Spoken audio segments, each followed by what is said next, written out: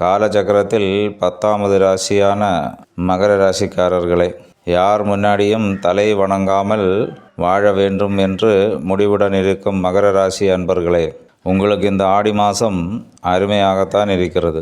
உங்களுக்கு ராஜகிரகமான குருவும் சனியும் சாதகமான இடங்களில் பயணம் செய்வதால் அனைத்தும் அனுகூலம்தான். உங்களுடைய 4ஆம் அதிபதி 5ல் இருக்கிறது, அருமையான அமைப்பு தான். சுகஸ்தானாதிபதி 5ல் இருக்கிறது, சுகங்கள் அதிகமாக தருவதற்கு காரணமாவதுண்டு. சுகங்கள் பல ரீதியாக இருக்கும். வாகன சுகம், பூமி சம்பந்தப்பட்டிருக்கும் சுகம், வீட்டு சுகம், சயன சுகம், அப்படி என்று ஒரு மனிதன் எதுவெல்லாம் ஆசைப்படுகிறதோ அப்படியெல்லாம் உங்களுக்கு கிடைத்து அதிலிருந்து சுகமும் உண்டு.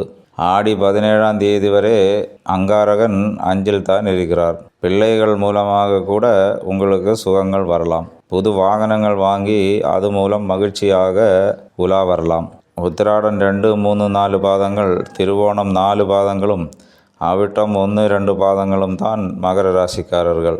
உங்களுடைய 7ஆம் இடத்தில் சூரியனும் குருவும் சேர்ந்திருக்கிறார்கள். உங்கள் 7ஆம் இடத்தில் குருவும் சூரியனும் சேர்ந்திருக்கிறதுனால் உங்களுக்கு திருமணத்திற்கு வழிவகுக்கும்.